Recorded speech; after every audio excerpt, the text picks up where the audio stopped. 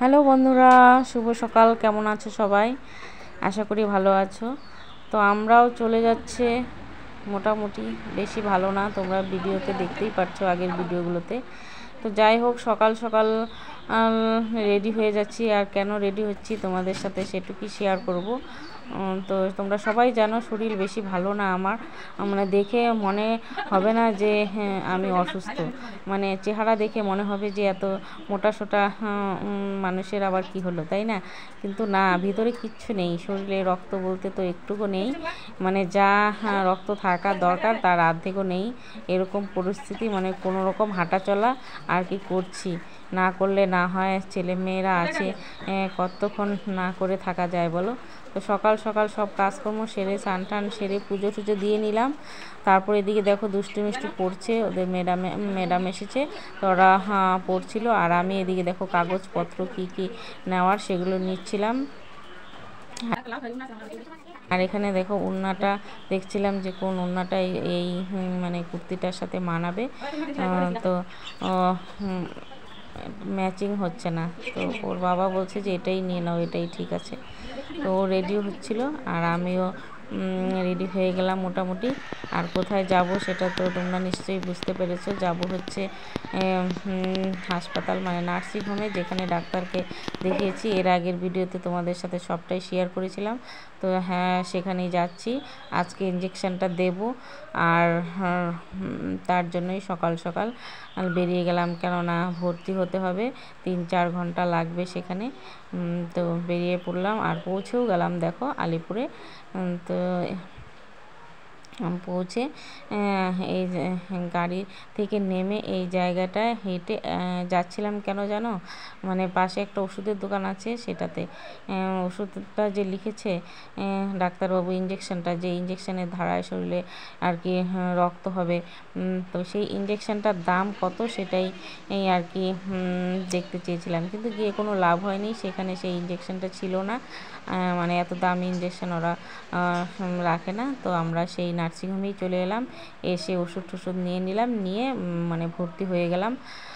তো ভর্তি হওয়ার পর এখানে দেখো বেড টেড সব মাসিরা এখানে আছে, আর আমার বেড ঠিক করে দিল। আর আমি বসে আছি, পুরো ভয় লাগছে। তো এদিকে দেখো সিস্টার এসে আমাকে হাতে চ্যানেল করছে, মানে ইঞ্জেকশানটা যে দিবে স্যালাইনের মাধ্যমে দিবে, তো সেই এই চ্যানেলটা করছিল, আর খুব ব্যথা করছে। তো হয়ে গেছে মোটামুটি, আর আমার প্রচুর ভয় করছিল জানো তো, দুষ্টু মিষ্টুকে রেখে এসেছি, আর কোনো দিন এইসব ইঞ্জেকশন দেইনি যেহেতু, আরও একটা ভয় ভিতরে, কি হবে না হবে। সিস্টার আবার বলছে যে কোনো অসুবিধা, বমি বমি, মাথা ঘুরলে আমাদেরকে বলবে। তো আমি বললাম ঠিক আছে, আর মোবাইলটা একটু একটু করে বার করছিলাম আর দেখছিলাম নিজেকে, আর সেইটুকুই একটু একটু তোমাদের সাথে শেয়ার করলাম, সবটা তো শেয়ার করতে পারলাম না, কেননা দুষ্টু মিষ্টুর পাপাকে বাইরে যেতে বলেছে, ও বাইরে, আর আমি এখানে বেডে শুয়ে আছি। মাসিরা দেখছিল, আমার সাথে ছিল মাসি। আর আর এত ভয় লাগছিল যে কোনো দিন এইসব ইঞ্জেকশন দিইনি, জানি না কি হবে। দুষ্টু মিষ্টু হওয়ার পর শরীরে রক্ত দিয়েছিলাম ঠিকই, কিন্তু ইঞ্জেকশনটা এই ফার্স্ট টাইম দিচ্ছি। তো বন্ধুরা, তোমরা কেউ জেনে থাকলে বলো যে এটা দিলে কি হয় না হয়, বা রক্ত কতদিনে হয় সেটাও জানি না।